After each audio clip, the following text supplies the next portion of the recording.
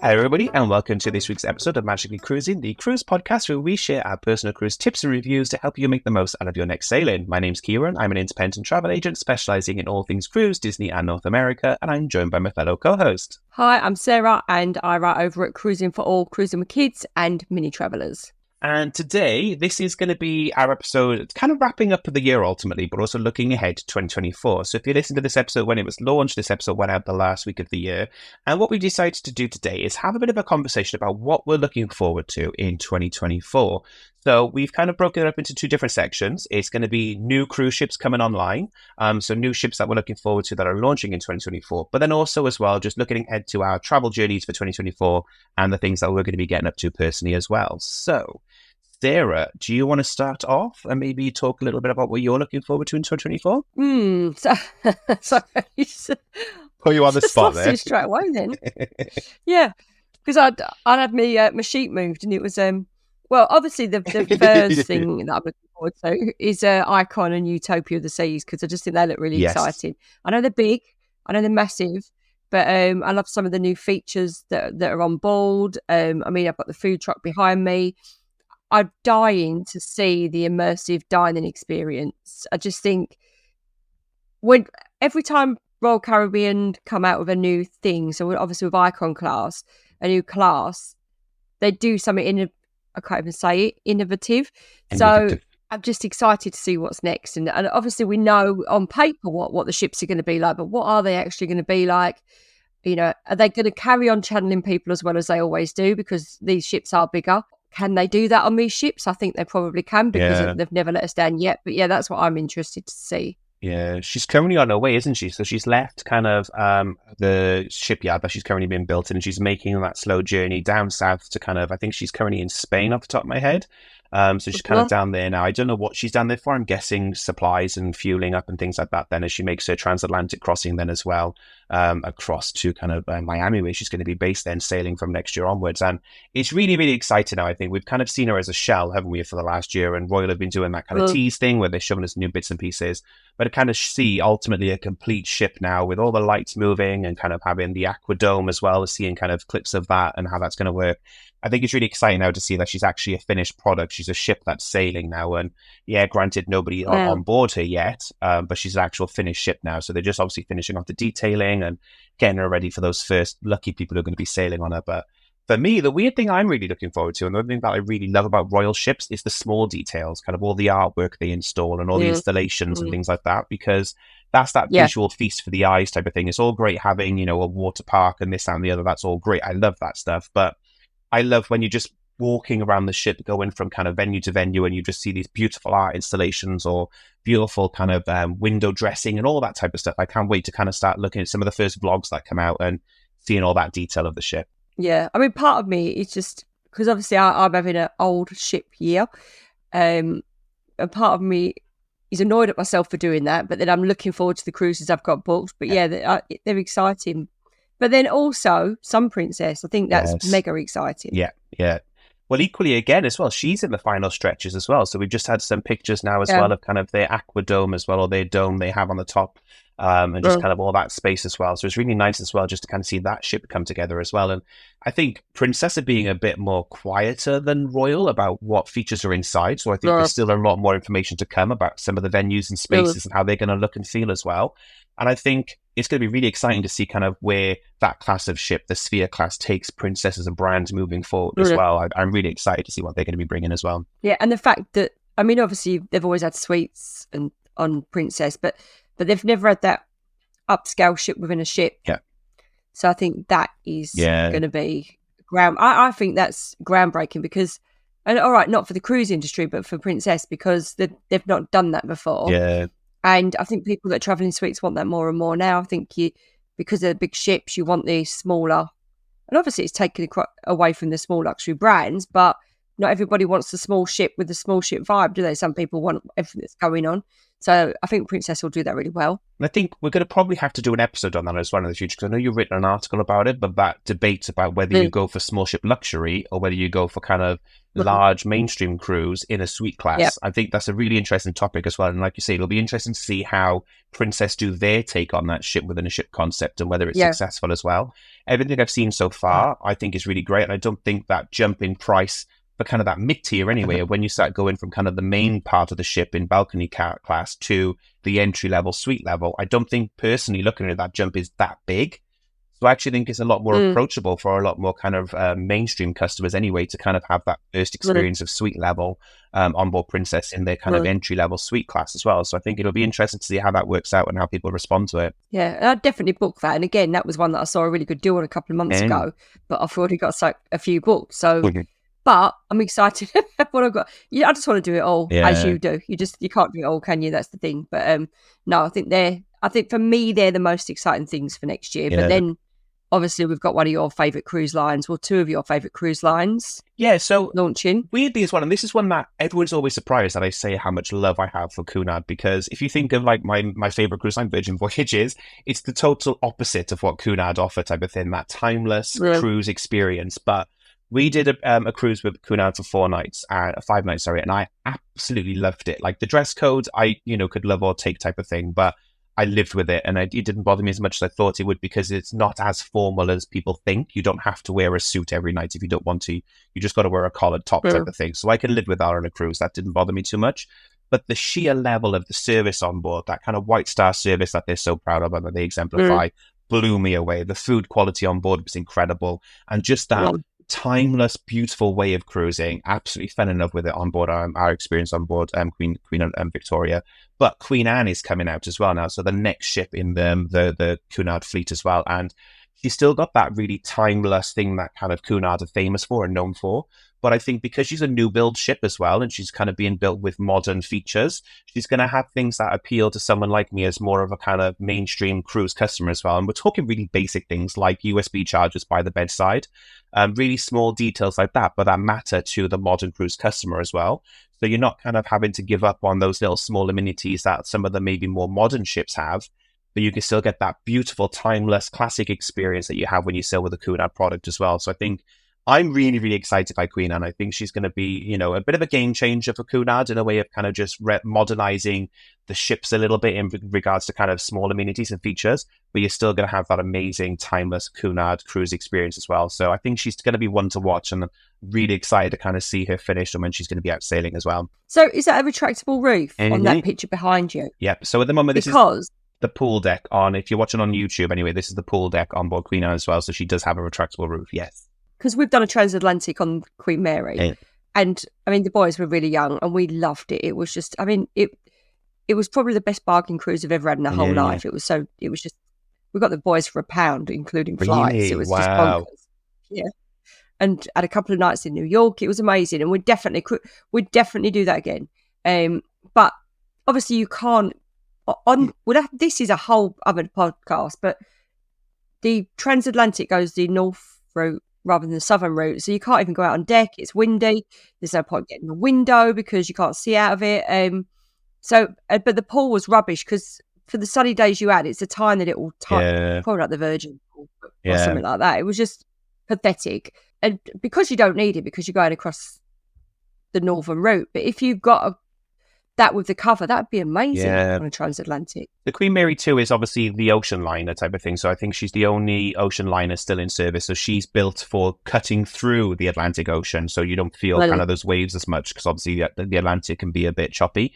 So she's built more for cutting through it rather than kind of having modern. And this is what I was saying about kind of Queen Anne and the fact that she offers those kind of more modern amenities on board. Yeah. But she's not necessarily going to be built purposely for the transatlantic type of thing. She's been built as an all-round cruise ship type of thing. So I've just had to pull up her itinerary because I don't know them all off the top of my head, but she's doing a mixture of things like obviously the Southampton sailings across the northern tip of Europe. So you've got those short 4 or 5 night sailings as well. But then she's obviously going to be going off to the Norwegian fjords. She's going down to kind of the Mediterranean. I'm guessing she's not got any on her schedule at the moment. There is a transatlantic on there in 2025. And then she's doing, there we go. So 2025 onwards, then she's going to be doing things like her maiden world voyage. So there is 112 days round world maiden voyage in 2025 on board. So she's going to go to San Francisco, Sydney, down to Australia, Hong Kong, Singapore. So in 2025, she will be doing that. But it looks like for 2024, she's mainly staying kind of in Europe ultimately and doing kind of a mixture of the Med and some of the Northern European ports as well. And it's not all out of Southampton, is there some out of the Med? Yeah. It's a nice mix of ports. I think Southampton primarily in her early season, but she's going to be sailing as well from kind of Rome, by the looks of it. Hamburg, there's a couple of departures from Hamburg, because obviously what they do is when she's doing her exploration season, so she's kind of doing open jaws, you can then join a different port if you want to. But year one, definitely there's a lot more Southampton departures. Year two is when you start getting into more world departures then. Shame, isn't it, that there's not a transatlantic for that route with a pole? Because it's a lot. I mean, 7 days at sea is a long time. And well, she's doing one as part of a world trip, basically, a world tour. So if you wanted to do it on Queen Anne, at least anyway, and I don't know the full itinerary, I need to do a proper deep dive into it. I've only looked at bits and pieces. But she's doing Hamburg to New York so this part of a world tour, basically. So you can either get on in Hamburg and do 11 days one way from Hamburg to New York, or you've got Southampton to New York as well. This is January the 9th, 2025. So if you wanted to do kind of the transatlantic crossing for 9 days, I'm guessing she's going to be going to other places to have night. No, she is doing a strict crossing on that. No port days. So 9 days basically, leaving Southampton and heading to New York as well then. So you could do that on Queen Anne, but it's January 2025. Well, that's good. So there is that option. Yeah. Just to use the pole. Transatlantic. I think it's great though. And like, she's doing the Norwegian fjords as well, though. So if you think about it, like to do the Norwegian fjords and all that type of stuff as well, that would be a beautiful sailing. So October 2024, she's doing it from Southampton, 12-night round trip, doing Norwegian fjords and the Northern Lights as well. So that would be incredible, like you say, to have that and to be able to have that indoor pool area as well. That would be lovely. And when's that? That is, checks notes, 15th of October 2024, she's departing doing that one. Oh, I'm busy that week. I say you're currently already booked on that. Oh, no. Yeah. Yes. That's a shame. Because obviously we missed our Northern Lights experience. Yeah. So. It's on my bucket list to do sooner rather than later, I think. Norwegian fjords is one of the few regions we've not done yet. So I think whether it's going to be with like P&O maybe or Cunard, one of those lines maybe, Princess, definitely on my bucket list to do soon. Well, if you see anything good that comes up that stops at Iceland, because if I see Northern Lights and go to Iceland now, it'll be on a cruise. I won't risk booking flights there again, I don't think, after the last time. Yeah. Just for the, because we were booked on last weekend, a volcano was going off. So it didn't go off, but we decided not to go, didn't we? Because who wants to be there when a volcano goes off? Not an everyday volcano, but a big one. So I'd like to do it. But and I think that's the good thing about cruising is if you're on a ship, the captain won't go near, will he? So Absolutely. you've just got that safety net. Yeah. So if I do Iceland, that's the one to do it. Definitely by cruise, I think is great, as you say, because if there is an issue in the local area, whether it's geographic or whether it's kind of weather or whether it's political, the ship can change its itinerary, which is why cruise is such a lovely way to travel because, if there's an issue, your ship just goes somewhere else. So right. So the next one, which is one that not a cruise line we cruise on, but as you know, I don't want to risk booking, but I'm curious. It's Disney Treasure, which is ridiculous because you know that I'm a Disney fan, but I'm not sure about doing the Disney cruise. But just because I've seen the new bar that they've got on, which just looks so exciting. Yeah. So that's all I know about the new bar. So what else is on the new Disney Treasure? So Disney Treasure is the second in the Triton class of ships for Disney Cruise Line. So they've ordered 3. This is the second one. The first one was the Disney Wish. So the Disney Treasure is the sister ship of the Wish. But what's unique, so when they built kind of the Wonder and the Magic, they were pretty much identical. There was not many changes, just a couple of restaurant changes. What they're doing, however, with this class of ship is they're going for really radical changes in design and kind of decor things. So the Wish has a very much like princess theme to it type of thing. It's got very much a royal court. The atrium's a very royal, regal Cinderella themed kind of grand atrium. Whereas on the Treasure, it's very different. The whole theming of this ship is about exploration and adventure and that type of concept. So kind of as you walk into the main lobby, rather than having the grand princess Cinderella ballroom, you've got kind of like a more tropical adventure theme that's themed to kind of Aladdin, and it's a very different feel and look compared to kind of the Wish, a sister ship. but then equally for these venues as well. So whereas on kind of the Wish, you've got the Tiana themed cocktail lounge, this ship has a Jungle Cruise themed cocktail lounge on board type of thing. So it's taking a lot of inspiration from kind of the Disney theme parks. And for me as a Disney theme park nut, this ship is phenomenal. All my favorite themes in one place. So you've got kind of the Jungle Cruise Skipper. I forgot the official name, but there's like a Jungle Cruise Skipper themed lounge in there. You've got the Periscope Club, which is themed after 20,000 Leagues Under the Sea as well. So there's another lounge themed into that, which looks phenomenal. But then, as you mentioned, then as well, the highlight, and I get goosebumps thinking of this. But then the Haunted Mansion themed. And this is an adult only cocktail bar on board as well.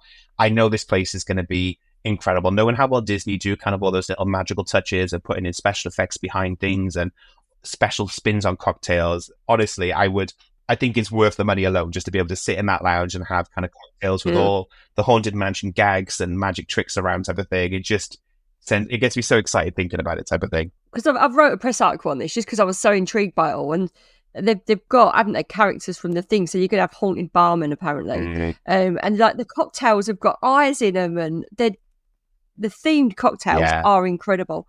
It just, I mean, as you know, I've always been like, oh, I'd love to go, but I don't know. Yeah. But this, for me, is more the theming that I would like, rather than, I'm not a princess kind of girl, but I love all this theming, and it just looks really exciting. Well, and that was the unique. Like, I love Disney Cruise Line. It is definitely up there as one of my favorite cruise lines. Obviously, the value of it is very much a personal choice, because obviously what people think is worth the money is a very personal question. You could have the same cruise on another cruise line and pay less, definitely, but the Disney magic, the Disney extras, they go a long way type of thing. So that's only a question that only you can ask is it worth the money? But there's no fault in, you'll have an incredible time. But as you say, the Wish, as lovely as she is, the itineraries have never appealed to me. So to do those 3-4 night sailings, go into Castaway Cay, which is incredible, but then to Nassau, I've never seen that as being interesting. I wouldn't pay that type of money to do that personally. I would do that with another cruise line that would be cheaper to do that similar route.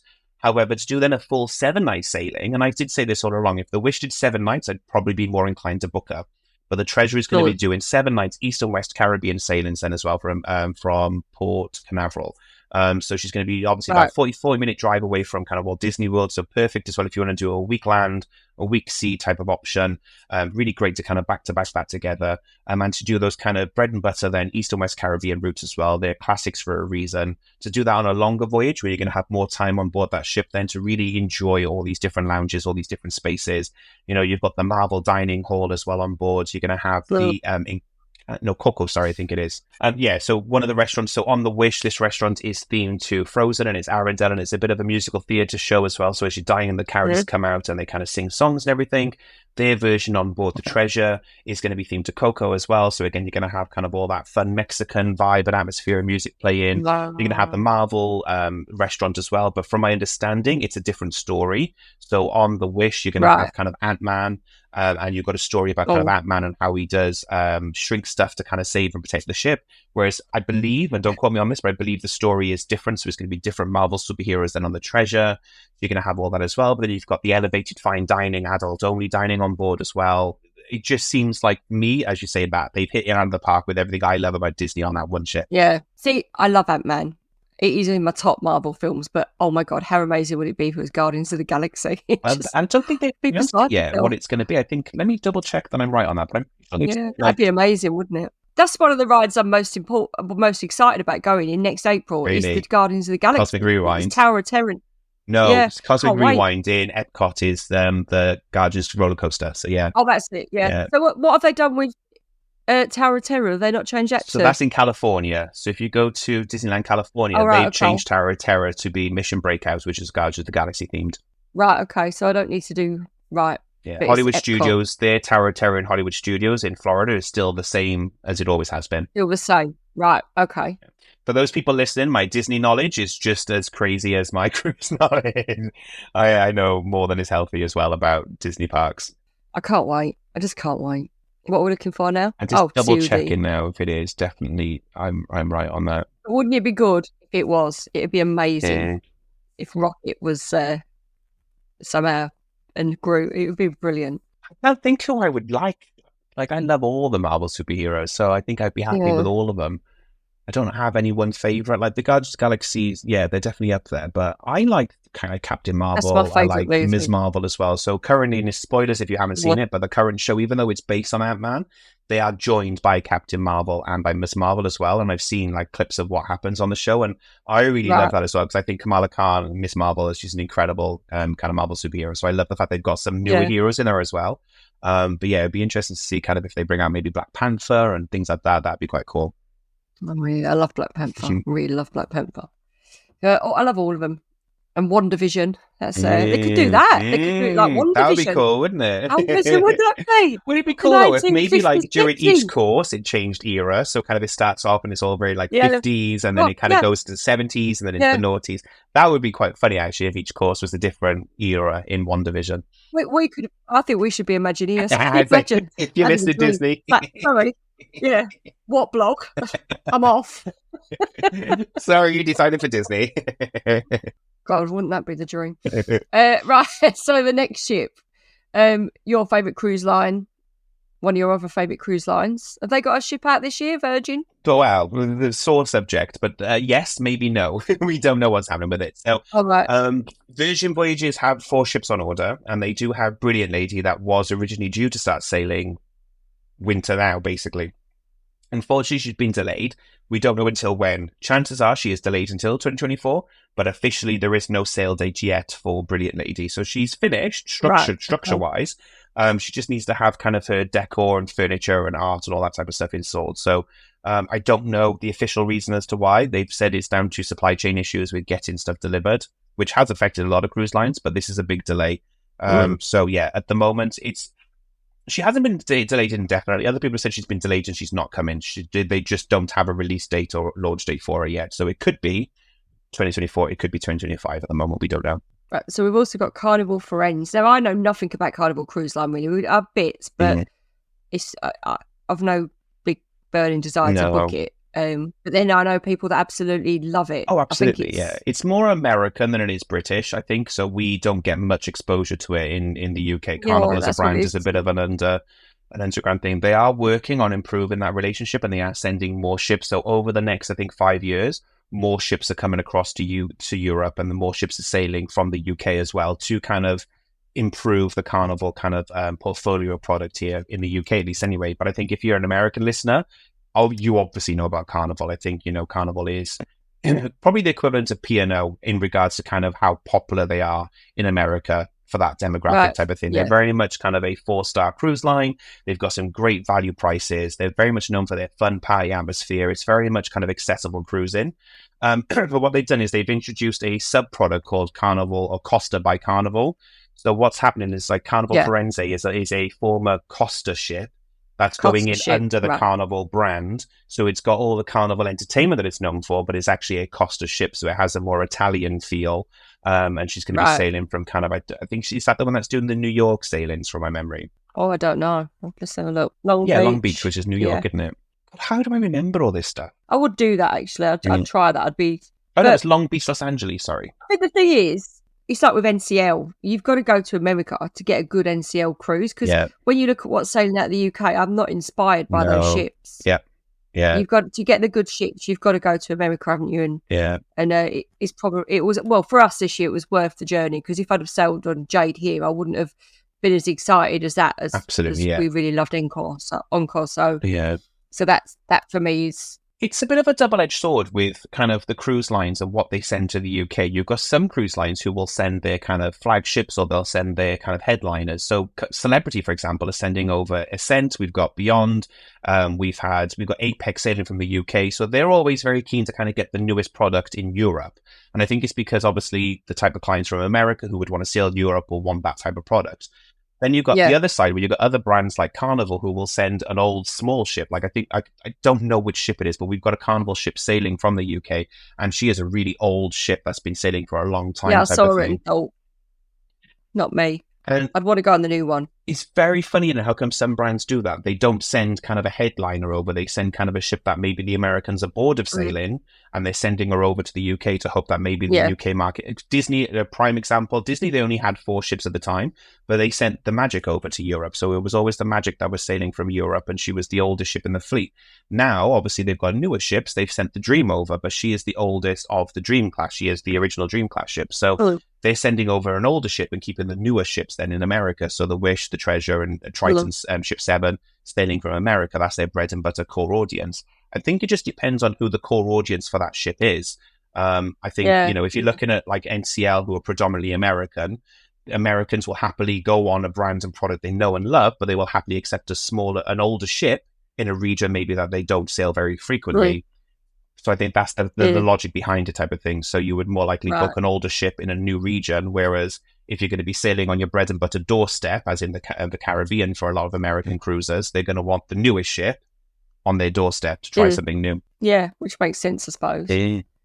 But, I mean, there's so much that next year, isn't there? Because then we've got Explorer 2 from Explorer Journeys, which I know they probably won't like me saying this, but it's MSC, isn't it? But a swanky version. Well, do they have the MSC logo on the front of the ship? It looks lovely. It looks beautiful. But I think just because MSC is so far from my radar, obviously I'm going on this year, but they're a million miles from my radar, apart from obviously just the stuff that I've seen on World Europa has intrigued me. I'd like to go in that speakeasy bar. And as I said, Donna, my business partner on Cruising with Kids, loves MSC. I think because I've just never been on it, I'm a bit meh about it. I'm just like, But the Explorer ships look stunning. They look beautiful. So Explorer is their 6-star line ultimately. So it's their small yacht style ship, and it's 6-star. So it's very much kind of, if you've sailed Yacht Club on board MSC, then you're more likely to be an Explorer customer. So I think they're just looking now to fulfill that kind of ultra luxe category as well. I've heard wonderful things about Explorer, and being backed by MSC, their growth and their acceleration of ships is aggressive. I think they've got a ship every year over the next couple of years type of thing. So you've got Explorer 2, Explorer 3, 4 on the roadmap, I think, and they've ordered more again. So just having that money that MSC have access to, they're coming out very, very aggressively with ships. They're definitely one to watch, I think, in the future. I think for those people, and again, if we talk about that episode, we're thinking of whether you do small ship luxury or whether you do kind of large ship suite class. I think they're a good case to look at as well, because I think that's what they're looking at. They're looking to cater to those two markets. So people who want that small ship experience, they've got a product to do it, but also then you could do something like the World class, or you could do the Meraviglia class as well, then where you've got that kind of large ship experience, but you've got Yacht Club within it. I think that's the market. So they've got a full pipeline of people who are looking for the entry level, 3-star, right the way up to 6-star, then all the way through their product offering. I am intrigued, and I like the idea. Obviously, we've also got Silver Sea, Silver Ray coming out. I like the idea of squashy sunbeds. You know what? And I suppose I should be their customer, because you know my feelings about cruise ship pools. I'm not going to have that problem on there, am I? So maybe I am their future customer, because it'd be nice to be able to go around the pool on a ship, and I just don't do it because it's too stressful.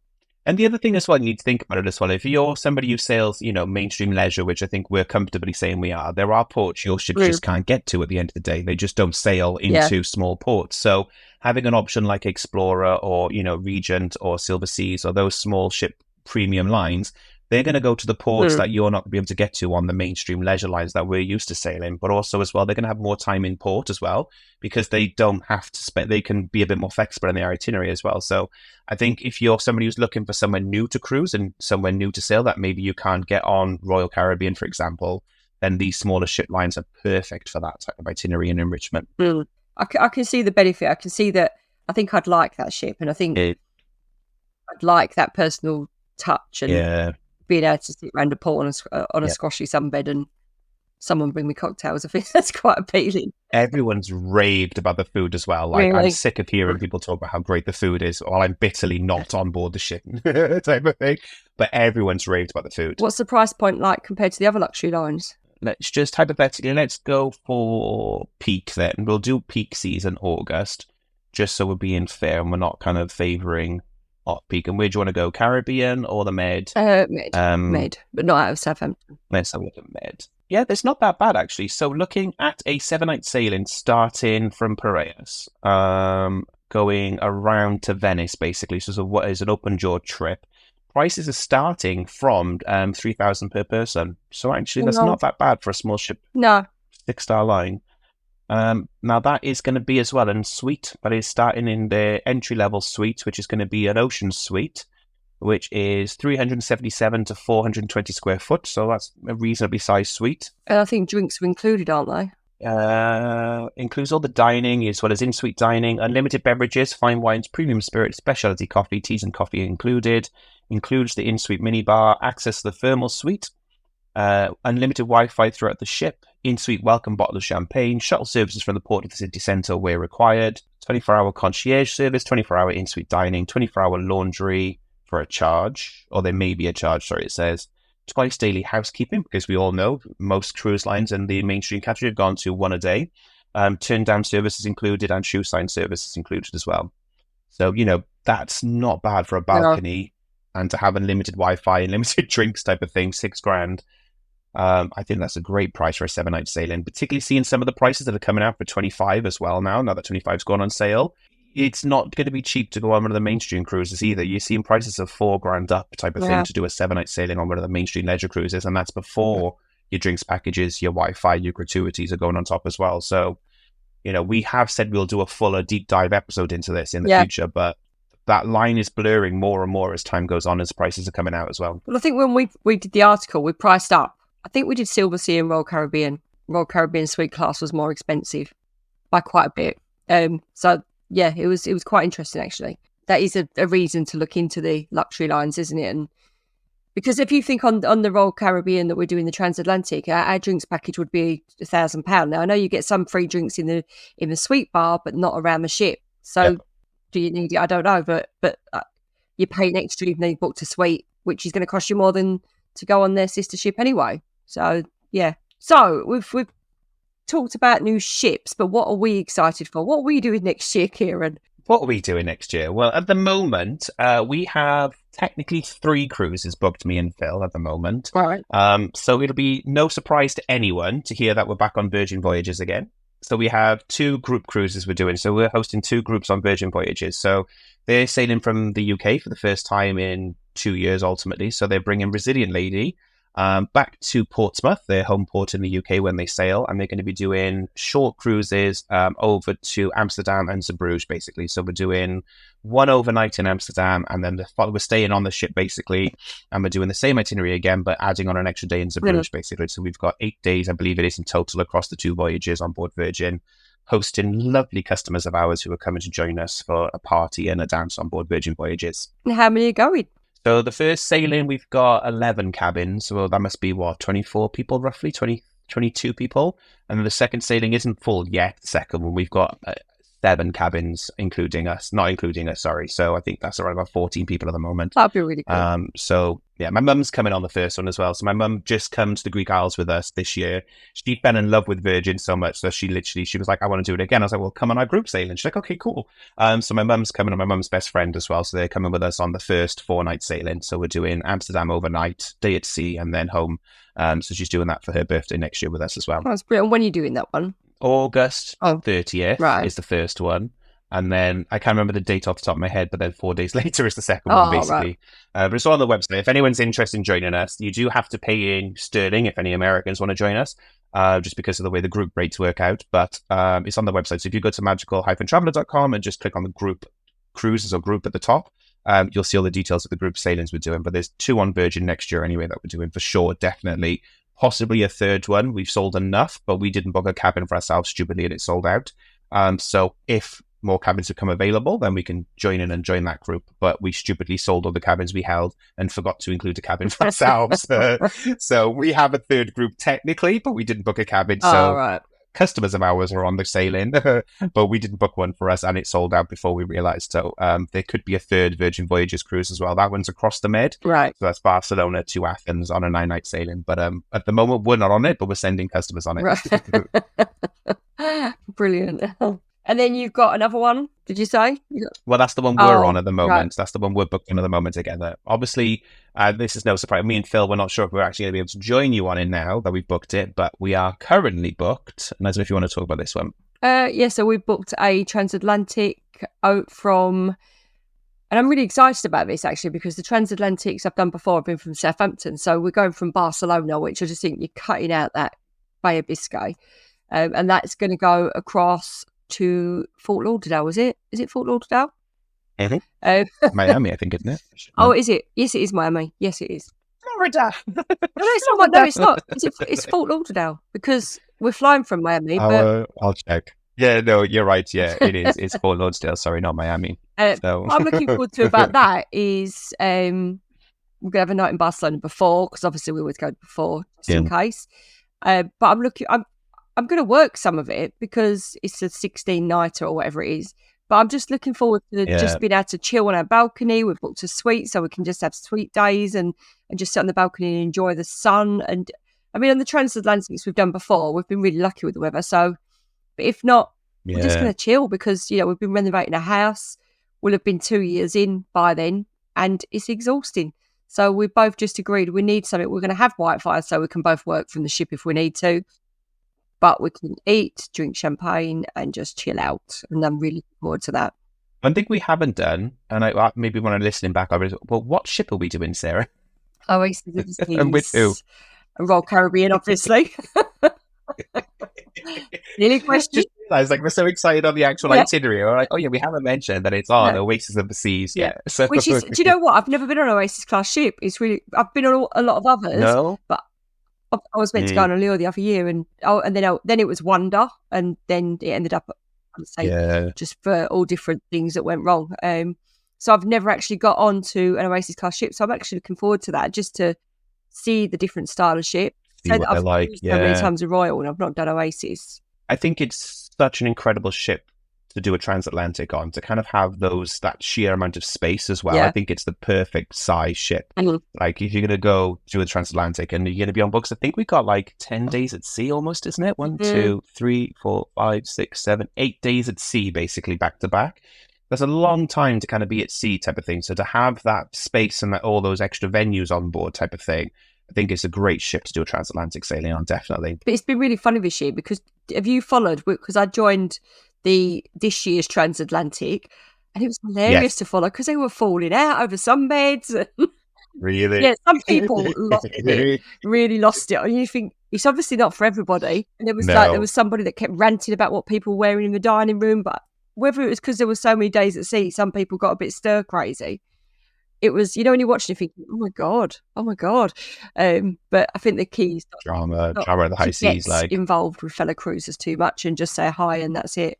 No, but yeah, this group, there was lots of rantings and arguments over ducks, people leaving ducks and people not finding ducks. It was like, oh my god, you've all gone mad.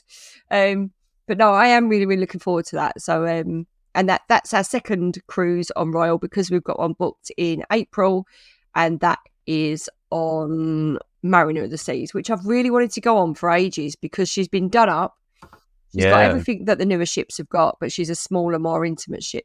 And we're sailing with my goddaughter, who's an adult, but she's autistic. And I just thought it's her first cruise, and I didn't want it to be too overwhelming for her. I think the smaller ships are more intimate, and I think that would be better for all of us as a family, 2 families going together. And as I say, it's my best friend's first cruise, so it'll be good for them to experience. Yeah, that would be nice. Where are you going on that one? We're going out of, not Fort Lauderdale. What's the other one? I'm so bad with details. Port Canaveral, I think you said. Yes, we're going out of Port Canaveral, and we're going over to Mexico because my friend has chihuahuas and she wants to go to the motherland. So... Oh, look, we'll go, but there won't be a chihuahua in sight, but she's just got me thinking about going to Mexico. So so that's what we're doing. So we're going to do Disney. We'll stand at Universal. Really looking forward to that. That's nice because am I right? Is it like a 4 or 5 night sailing? Isn't it? It's not a full week. 5 nights. So I thought for the first cruise, it's not in term time. Hopefully it won't be too party because obviously that's the risk, isn't it? We're booking a 5-nighter, but I think it'll just be a nice bit of sun. We're in Florida after Easter, so it should, that's one of the quieter times, isn't it?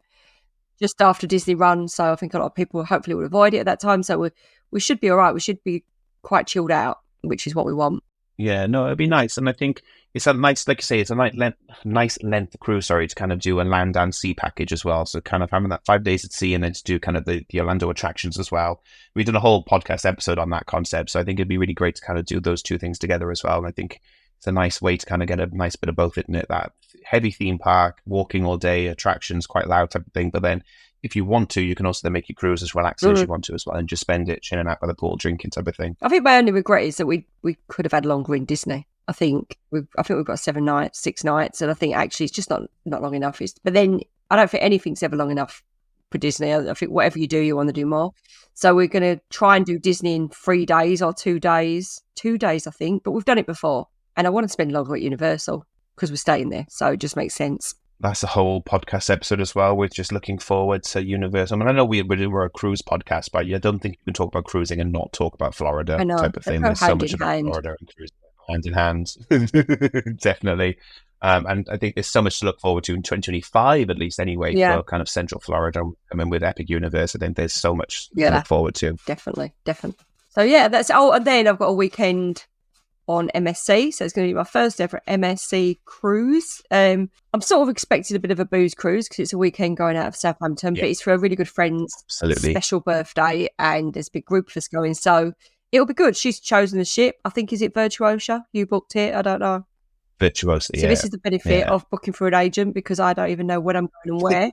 When I've got to pay, he just tells me. It's just getting an email saying, cough up your money now, it's time to pay. And then a sort of reminder about a week before, saying, don't forget to pack, you're going away soon. Where am I cruising from? But yeah, I'm seeing it as a strategic trip, so that I'm going to get up in the morning, get all the content I need to get, and then enjoy time with my friends in the afternoon, just drinking cocktails and celebrating my friend's birthday, which is the whole point we're going, and which I'm really looking forward to.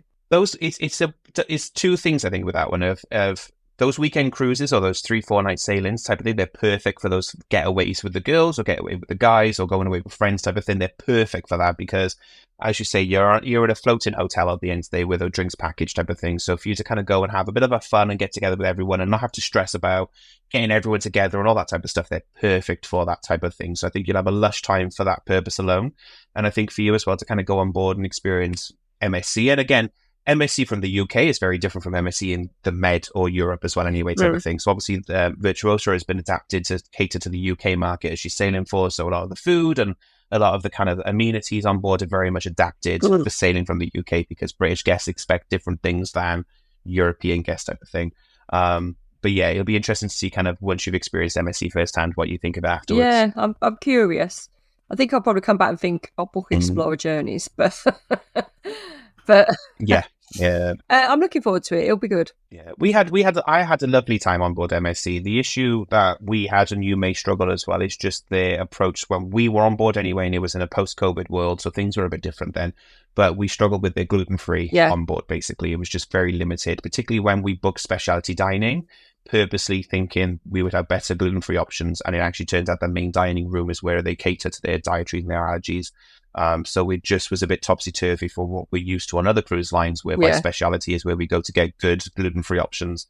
The main dining room is a bit take it as it is type of thing, whereas it was weirdly the other way around in MSC. Main dining room was, they had loads of options. They had a whole kitchen dedicated to gluten-free and allergies, and speciality, they were like, there is the one option you can have, enjoy it. So it was just weird from that regards. But the ship and the service and the crew and everything, I can't fault personally. No. It was just the food was the weakest area for us when we went. That's it. We're not going to be doing speciality anyway in a couple of nights. I mean, to be fair, Royal, they were amazing with gluten free, just outstanding.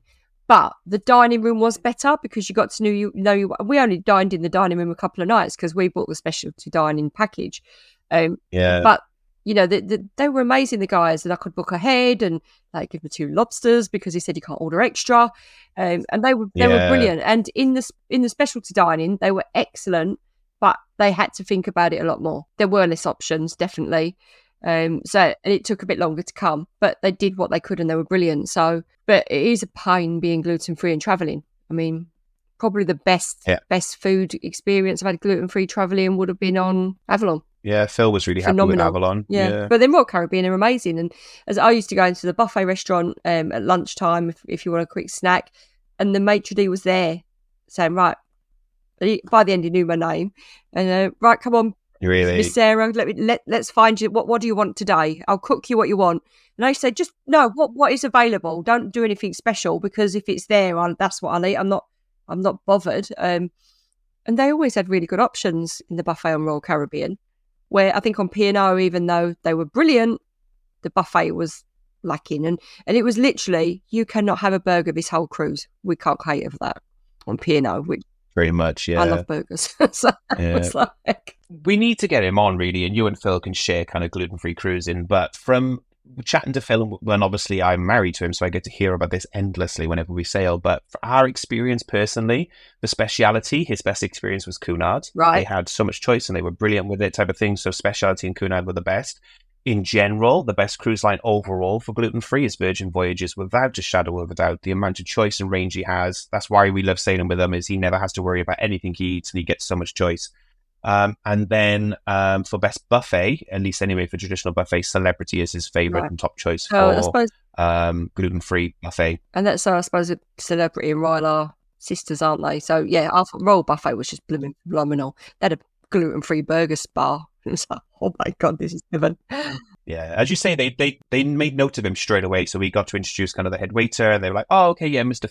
Phil, you're in." Blah blah. And as soon as he was given the guided tour of everything you could eat, type of thing, of what was and what wasn't gluten free, they knew him well, and they knew him, and he was excited to go to the buffet every day. To the point that he said he felt the buffet was better than the main dining room for his gluten free allergy type of thing. So he was actually a bit disappointed the one night where we had to, as a group, go to the main dining room, where he was like, I think I just prefer to the buffet, which is odd. I've never known Phil to say that.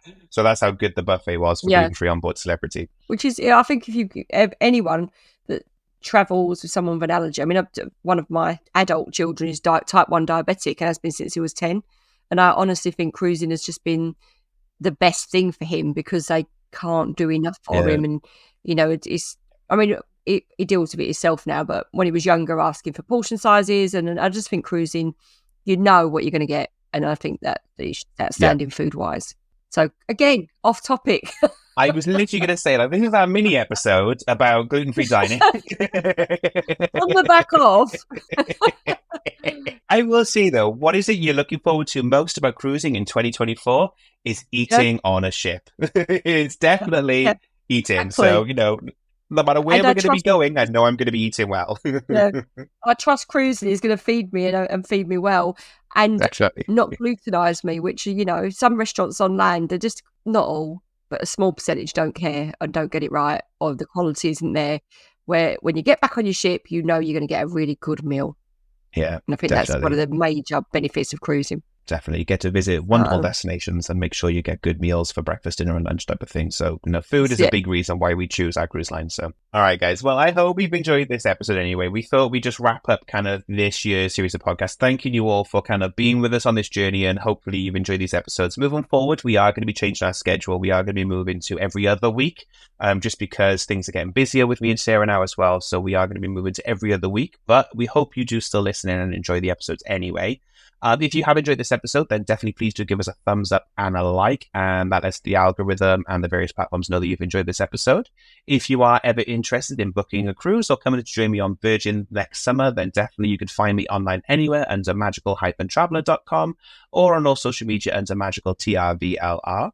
And then Sarah, equally, if the guys are looking to hunt down any of your port guides, your dining guides, your drinking guides, any of your content, where's the best place the guys can find that? You can find us over at Cruising with Kids and Cruising for All, which is essentially the same website with two names.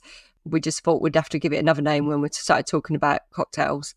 So we're over there. Search either of those and you can find us. And we do talk about cocktails quite a lot. So, yeah. Awesome. Other than that, guys, have a fantastic new year and we'll see you in 2024. Take care. Bye. Bye.